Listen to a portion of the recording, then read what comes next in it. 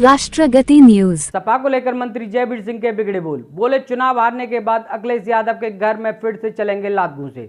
उत्तर प्रदेश के जनपद मैनपुरी पहुंचे भारतीय जनता पार्टी के कैबिनेट मंत्री जयवीर सिंह, जिन्होंने मीडिया से रूबरू होते हुए समाजवादी पार्टी, कांग्रेस पार्टी और केजरीवाल के ऊपर बड़ा हमला बोला।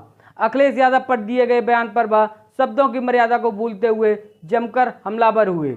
मैनपुरी पहुंचे कैबिनेट मंत्री ठाकुर जयवीर सिंह ने मीडिया से रूबरू होते हुए कहा, मोदी जी की सरकार इस बार प्रचंड बहुमत से आ रही है, चाहे 400 से पार कर जाएं या 400 से कुछ नीचे रह जाएं, लेकिन पूर्ण बहुमत की सरकार बनेगी। कुंडा से राजा भैया के समर्थक को लेकर पूछे गए सवाल पर उन्होंने कहा, आप जिस जगह पर खड़े हो वहां पर आप लोगों ने क्या छत्रियों का हिसाब किताब नहीं देखा? जो मैनपुरी के छत्रियों का हिसाब किताब है वही पूरे प्रदेश के छत्रियों का हिसाब किताब है। एक एक छत्री ने पूर्ण चुनाव लड़ने का काम किया है।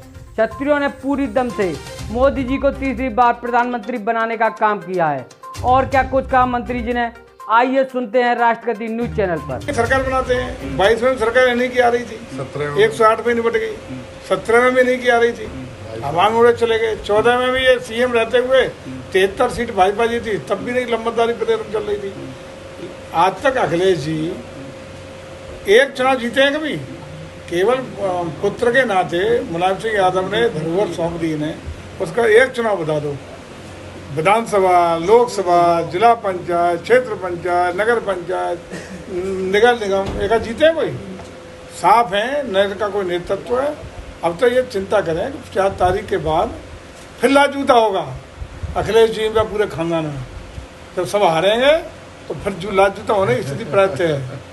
अब क्या परेशान हो? वो तो जीत का दावा ठोक रहे हैं। मैनपुरी विधानसभा अभी तमाम इंटरव्यूज में उन्होंने कहा है कि कन्नौज तो कन्नौज, मैनपुरी भी हम जीत चुके हैं। 4 तक तो सब जीतना उन्हें मुबारक। 4 को सुबह तक, तो 4 को शाम को वास्तविक परिणाम आएगा तो भाग जाएंगे। जो हमारे नेता कहते हैं, एक इंडी गठबंधन का शहजादा भागेगा कहीं, एक भागेगा कहीं, एक भागेगा इटली, एक भागेगा लंदन। सोनिया गांधी ने कल अपने बयान में रायबरेली की जनता से कहा कि हम अपने बेटे राहुल को आपको सौंपते हैं। कैसे लेते हैं उनके इस बयान को? देखिए, उनका केवल प्रयास ये है कि वो भावनात्मक रूप से लोगों को अपने साथ जोड़ करके चुनाव जीतने का हथकंडा है। पुत्र मोह में वो तो कहना भी चाहिए, जो सोनिया जी का उनका बेटा है, तो उस तरह का बयान केवल भावनात्मक रूप से चुनाव में या इमोशनल ब्लैकमेलिंग जिसे कहते हैं। राहुल गांधी जी कह रहे हैं 1 जुलाई को 8,500 रुपये प्रति एक खाते में भिजवाएंगे।